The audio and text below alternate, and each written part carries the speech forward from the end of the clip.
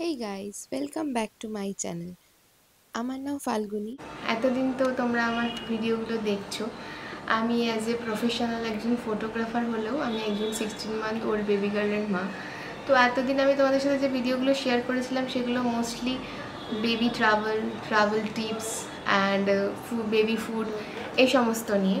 But আজকের আমার যে টপিকটা সেটা একদমই ডিফারেন্ট একটা টপিক। আজকে আমি ভাবলাম আমি প্রেগনেন্সি জার্নিটা তোমাদের সাথে একটু শেয়ার করি। বিকজ আমার প্রেগনেন্সি জার্নিটা সবার মতো স্মুথ ছিল না। আমার প্রেগনেন্সি জার্নিটা ফার্স্ট ট্রাইমেস্টারের আজকে একটা সিন তোমাদের সাথে আমি শেয়ার করব। এই ভিডিওটা বানানোর উদ্দেশ্য হচ্ছে যে আমি যে স্ট্রাগলটা দিয়ে গেছি প্রেগনেন্সির মধ্যে, এরকম হয়তো অনেক মায়েরাই যেতে পারে, বা আমি চাই না কেউ যাক, মানে কারোর সাথেই এরকম কোনো সিচুয়েশন কখনোই আসুক, আমি সেটা চাই না। কিন্তু যদি কখনো কারোর সাথে এরকম কিছু ঘটে, তো সেই সমস্ত মায়েদের মধ্যে একজন মায়েরও যদি আমার এই ভিডিওটা দিয়ে হেল্প হয়, তো সেই জন্য আমার এই ভিডিওটা বানানো। আমার যখন এরকম সিচুয়েশানগুলো গেছিলো, তো আমি ইউটিউবে অনেক সার্চ করেছিলাম এই টপিকে কোনো ভিডিও যদি থাকে, বাট সেভাবে ইনফরমেটিভ কোনো ভিডিও আমি পাইনি। দ্যাটস ওয়াই আজকে আমি ভাবলাম যে এই ভিডিওটা আমি বানাই, যদি আমার ভিডিওটা দিয়ে তোমাদের কাউকে হেল্প করা যায়।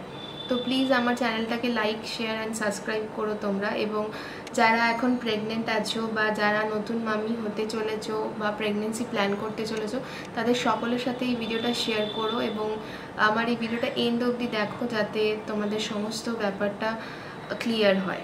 তো চলো শুরু করা যাক। তো ঠিক আজকের দিনেই 2 বছর আগের একটা ঘটনা। আমার প্রেগনেন্সির 3rd মান্থ চলছিল। অ্যাকচুয়ালি প্রথম থেকে বলি যে আমি আমার 2nd মান্থ প্রেগনেন্সি অবধি জানতামই না যে আমি প্রেগনেন্ট। বিকজ আমি একটা লং ট্যুরে গেছিলাম কর্ণাটকাতে। তো সেখানে আমি 1 মাসের লং ট্যুর করে যখন বাড়ি ফিরেছিলাম, তো সেটা আমার পিরিয়ডসটা স্কিপ হয়ে গেছিলো। তো আমি ভেবেছিলাম যে এতটা লং ট্যুর করেছি, অনেক আপস অ্যান্ড ডাউনস হয়েছে, খাওয়া দাওয়া ঠিকঠাক হয়নি, সো দ্যাটস ওয়াই হয়তো কোনো কারণে পিরিয়ডসটা একটু লেট হচ্ছে। তো আমি কিছুদিন ওয়েট করছিলাম। বাট যখন 2nd মান্থেরও ডেট আসার কাছাকাছি চলে আসে, তখনও যখন আমার পিরিয়ডস হচ্ছে না, তখন আমি টেস্ট করে জানতে পারি যে আমি প্রেগনেন্ট। সো বুঝতেই পারছো যে আমার প্রেগনেন্সি শুরুর দিকে কোনো কমপ্লিকেশন ছিল না। ইভেন কোনো রকম যে সিকনেসগুলো হয় সেগুলোও আমি ফিল করিনি। দ্যাটস ওয়াই আমার প্রেগনেন্সিটা খুব তাড়াতাড়ি ধরাও পড়েনি।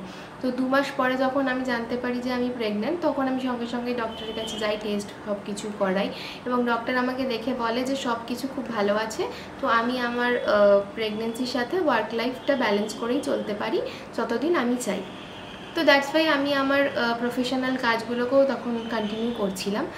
এবার আজকের দিনেই আমি একটা ওয়েডিংয়ে গেছিলাম ফটোশ্যুট করার জন্য। তো সেখানে যাওয়ার পর আমার কাজগুলো মোস্টলি সকাল থেকেই শুরু হয়। সকাল থেকে আমি ওখানে চলে গেছি এবং দুপুরবেলা নাগাদ হঠাৎ করেই আমি ওখানে ব্ল্যাক আউট হয়ে পড়ে যাই। মানে এমন পড়ে গেছি যে আমার আজ অবধি সেই কয়েক সেকেন্ডের মেমোরিটা মনে নেই। মানে লোকেরা আমাকে তুলেছে, লোকেরা আমাকে বলেছে যে আমি পড়ে গেছিলাম, তাই আমি জানি যে আমি পড়ে গেছিলাম, কিন্তু আমার মনে নেই যে আমি পড়ে গেছিলাম বা কি হয়েছিল সেই সময়। তো হঠাৎ করে এরকম পড়ে যায় এবং আমার সাথে যারা কলিগ ছিল তারা কেউই জানতো না যে আমি প্রেগনেন্ট। শুধু একজন ছিল যে বাই প্রফেশন ডক্টর, কিন্তু সে প্যাশনেট ফটোগ্রাফার। তো সেও আমার ইভেন্টে সেদিনকে ছিল। তো সে জানতো যে আমি প্রেগনেন্ট। যথারীতি সে আমাকে সঙ্গে সঙ্গে জিজ্ঞাসা করে যে আমি ঠিক আছি কিনা, আমার ব্লিডিং হচ্ছে কিনা। তো আমি তাকে বলি না, আমি ফাইন, আমি কিছু বুঝতে পারছি না, আমি পড়ে গেছি সেটাও আমি মনে করতে পারছি না। তো তারা তখন আমার হাজব্যান্ডকে কল করে এবং আমার হাজব্যান্ড ওখানে পাশেই একটা কলকাতার খুব রিনাউন্ড হসপিটাল, সেখানে আমাকে নিয়ে যায়। আমি হসপিটালের নামটা এখানে বলছি না, বাট হসপিটালের ডিটেলসটা বললে তোমরা যারা কলকাতায় থাকো তারা বুঝতেই পারবে আমি কোন হসপিটালের কথা বলছি। বাট সেটা বড় কথা নয়, বড় কথা হচ্ছে আমি ঘটনা যেটা বলছি সেটা যে কোনো জায়গায় অন্য কোথাও হতে পারে। সেই বড় হসপিটালটা only for pregnancy and baby care হিসেবেই খুব পরিচিত। তো সেই হসপিটালটা আমার লোকেশান থেকে খুব কাছে হওয়ার কারণে আমার হাজব্যান্ড সেখানেই আমাকে সঙ্গে সঙ্গে নিয়ে যায়। এবং আমি প্রেগনেন্সিতে একজন ফল পেশেন্ট সেখানে যাওয়া সত্ত্বেও তারা আমাকে সঙ্গে সঙ্গে সেখানে কোনো রকম ভর্তিও নেয়নি, ট্রিটমেন্টও করেনি। তারা 1/2 ঘন্টা 40 মিনিট আমাকে ওয়েট করানোর পরে সেখানে আমাকে ভর্তি নেয়। এবং ভর্তি নেওয়ার পরে একটা স্যালাইন দেওয়া হয় আমাকে এবং আমার বিপি এসব চেক করে তারা বলে যে আমার বিপি লো হয়ে যাওয়ার কারণে আমি পড়ে গেছিলাম, বাকি সব ঠিক আছে, তো বাড়ি চলে যেতে বলে। তো তো আমি বাড়ি চলে আসি এবং ওখানে যে ডক্টরের আন্ডারে আমার ভর্তি নেওয়া হয়েছিল তিনি ওখানে খুব নামকরা একজন ডাক্তার। তো সেই জন্য আমি ভাবলাম যে এত বড় ডক্টর যখন বলেছেন তখন সবই কিছু ঠিক আছে। আমি বাড়ি চলে আসি। বাড়ি চলে এসে আমি নর্মাল লাইফ লিড করছিলাম, কোনো সমস্যা ছিল না। 10 দিন পরে হঠাৎ একদিন আমি দুপুরবেলায় শুয়ে রয়েছি এবং আমার ব্লিডিং স্টার্ট হয়। মানে এইটা জাস্ট মানে এখন বলতে গেলেও আমার সেই দিনগুলোর কথা মনে পড়লে বিভীষিকা লাগে যে কিভাবে আমি পার করেছি দিনগুলো। হঠাৎ ব্লিডিং, এবং ব্লিডিংটা এতটাই ব্লিডিং মানে কিভাবে তোমাদের এক্সপ্লেন করব, যে আমি দাঁড়াতে পারছি না, বসতে পারছি না, কন্টিনিউয়াস ব্লিডিং হয়ে যাচ্ছে, বমি হয়ে যাচ্ছে এবং আমার মাথা ফাথা ঘুরছে প্রচণ্ড। তো সেই সময় আমার হাজব্যান্ড আবার সেই হসপিটালে কল করে, যেই ডক্টরের আন্ডারে আমাকে দেওয়া হয়েছিল সেই ডক্টরকে কল করে এবং সেই ডক্টর সেদিন আমাকে বলেন যে এখানে প্রি অ্যাপয়েন্টমেন্ট ছাড়া ইউএসজি হয় না। এবং ওনাদের এত বড় একটা ভুলের কারণে আমি আজকে এত বড় একটা সিচুয়েশনের মধ্যে দিয়ে গেছিলাম। এটাই তোমাদের কাছে আমার বলার, যে একটা ডক্টর তোমাকে যাই বলুক, এরকম কোনো সিচুয়েশান হলে তোমরা 10টা ডক্টরের সাথে কনসাল্ট করো, বা মানে তোমাদের নিজেদের যে ডক্টর তার কাছেই কনসাল্ট করতে চলে যাও, সেটা যত দূরেই হোক তার সাথে কনসাল্ট করো। আমার ভুল হয়েছিল যে আমার যেহেতু 3rd মান্থ চলছিল, তো 3rd মান্থের একটা ইউএসজি অলরেডি হয়, তো সেই ইউএসজিটা করার পরে আমার নিজের ডক্টরের কাছে আমার একটা অ্যাপয়েন্টমেন্ট ছিল। তো আমি সেদিন যাবো ভেবেই আমি ওয়েট করছিলাম মাঝে 10টা দিন। তো এই 10টা দিনের মধ্যে আমার লাইফে এত কিছু ঘটে যাবে আমি কখনো কল্পনাও করতে পারিনি, ইভেন আমার বাড়ির লোকেরাও কল্পনা করতে পারেনি। তো আমাকে যেহেতু ডক্টর কোনো ইউএসজি লিখে দেয়নি, সেজন্য আমি ইউএসজি তো নর্মালি গিয়ে করতে পারতাম না। তো আমার যে ডক্টর সে 3rd মান্থে যে ইউএসজি আমাকে বলেছিল আমি সেদিনই সেখানে করাতে যাব বলে ঠিক করে রেখেছিলাম। তো সেজন্য আমি কোনো ইউএসজি করিনি। যদি আমি ইউএসজি করতাম তাহলে আমার সাথে এত বড় বিপদটা ঘটতো না, বা সেদিন ওই ডক্টর যদি আমাকে বলতেন যে এখানে ইউএসজি হয় না তো তুমি বাইরে কোথাও থেকে করো, আমরা ডেফিনেটলি করে নিতাম। বাট উনি নিজের হসপিটালের নাম রাখার জন্য হয়তো আমাকে সেদিন সেটা বলেননি। বাট যেদিন আমার প্রচণ্ড ব্লিডিং হচ্ছে, আমার হাজব্যান্ড কল করেছে, তখন উনি বলেন যে এরকম এখানে প্রি অ্যাপয়েন্টমেন্ট ছাড়া হয় না, এখানে পেশেন্টকে এনে কোনো লাভ নেই, আপনি বাইরে থেকে একটা ইউএসজি করুন, আমি আপনাকে রেকমেন্ড করে দিচ্ছি, সেখানে গিয়ে করে আবার এখানে আসুন। তখন আমার হাজব্যান্ড বলে যে আমি এত দূরে যখন যাবই পেশেন্টকে নিয়ে, তখন আমি কেন সেখানে না ভর্তি করে আবার আপনার হসপিটালে নিয়ে আসবো। তো এই সমস্ত কিছু বোঝার পরে আমরা যখন বুঝতে পারলাম যে এখানে প্রবলেম চলছে, এবং আপনাদেরকে বলি এই টাইমটা ছিল দুপুরবেলা, মিডনাইটও নয়। আমি যেদিন পড়ে গেছিলাম সেদিনও দুপুরবেলায় পড়ে গেছিলাম, এবং আমি যখন ব্লিড করছি সেটাও দুপুরেই ছিল। তো এই দুপুরবেলার মানে দুপুরবেলা একটা এত বড় হসপিটালে একটা এমার্জেন্সি পেশেন্টের ইউএসজি হয় না, প্রেগনেন্ট পেশেন্টের, সেটা খুব অবাক হওয়ার মতো ঘটনা। তো তারপরে আমরা সেই হসপিটালের উপর আর কোনোভাবেই ট্রাস্ট করতে পারিনি। সঙ্গে সঙ্গে আমি যে হসপিটালে আমার প্রথম থেকে ট্রিটমেন্ট করাতাম, ডক্টর বিকাশ ব্যানার্জি আন্ডারে, আমি ওনার নামটাই বলছি, মানে উনি আমার কাছে একদম ভগবান তুল্য একজন ডক্টর। উনি ছিলেন বলেই আজ আমি তোমাদের সাথে এই ভিডিওটা শেয়ার করতে পারছি, এবং আজ আমি একটা সুস্থ বেবি গার্লের মা। তো উনি আমাকে আমার লাইফ সেভ করেছেন, আমার বেবিকে সেভ করেছেন।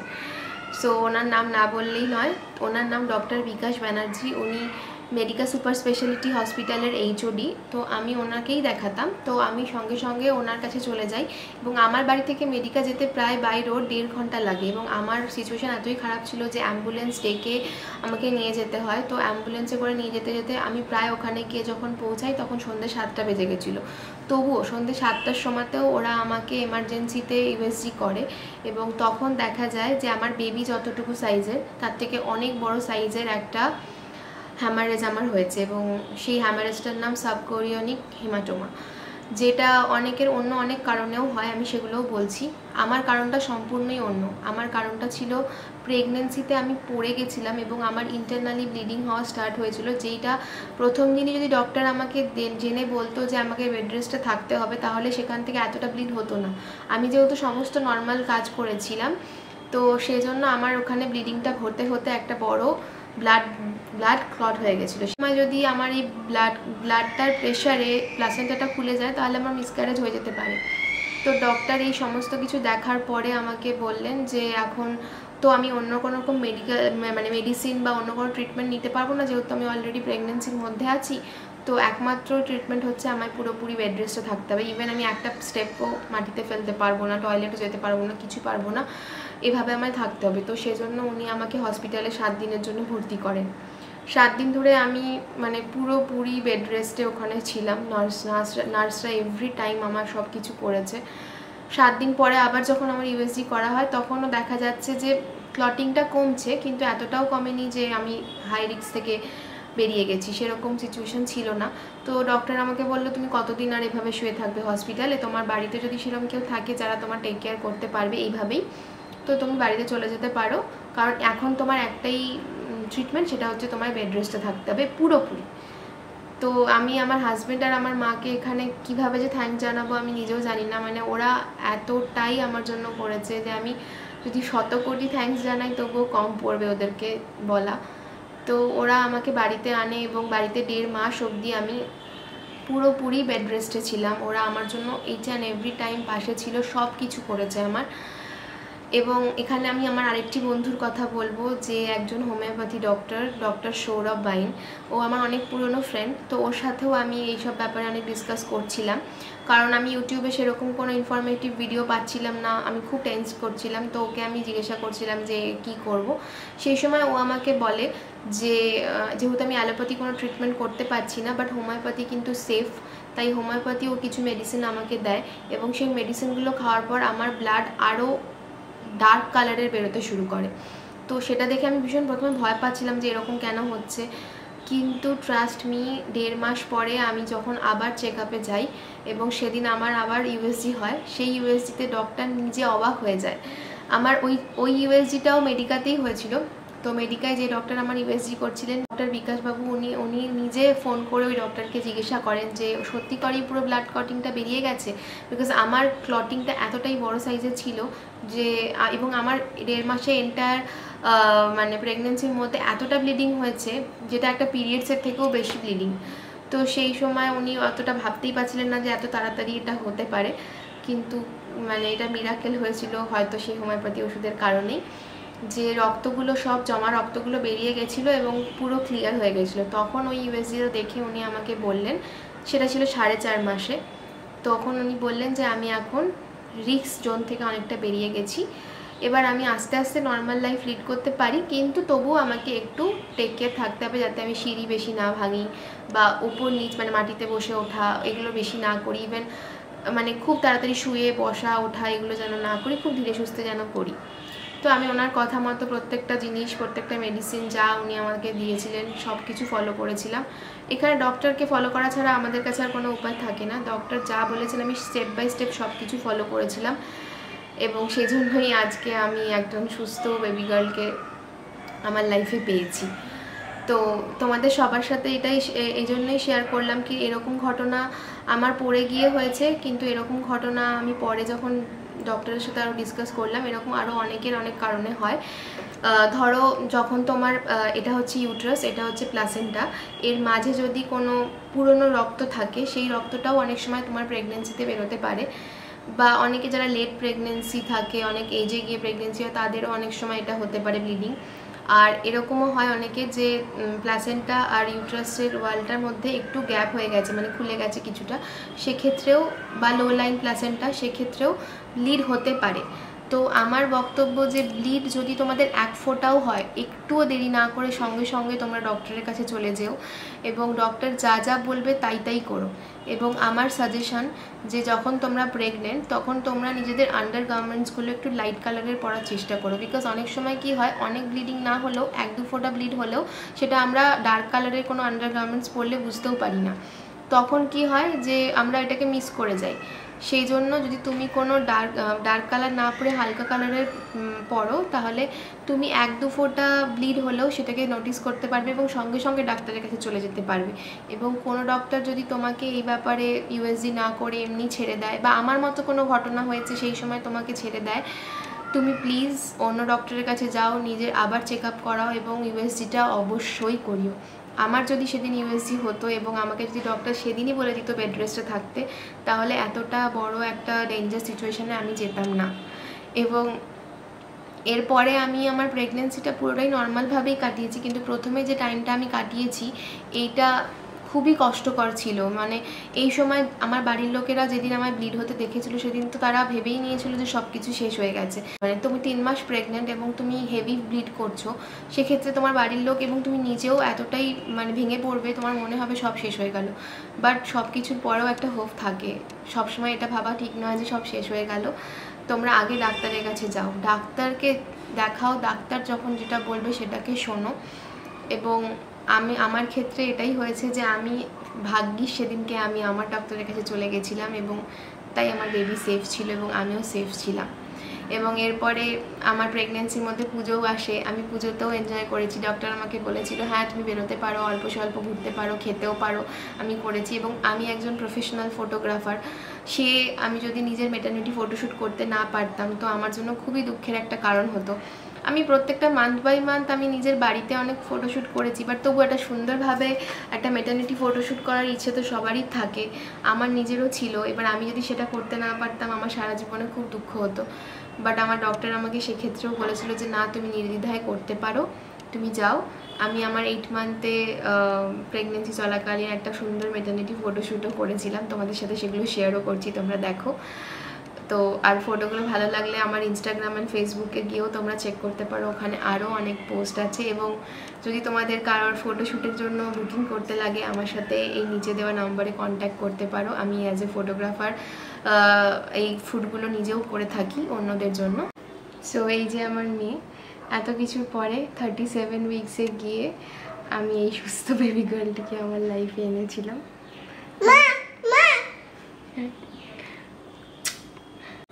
তো আমার এই ভিডিওটা তোমাদের যদি একজন কোনো মাম্মিকেও হেল্প করে এবং একজন কোনো পার্সনও যদি আমার জন্য উপকৃত হয় তাহলে আমি খুবই গ্রেটফুল, আমার এই চ্যানেলটা খোলা সার্থক হবে। So thanks for watching, bye bye, ভালো থেকো সবাই।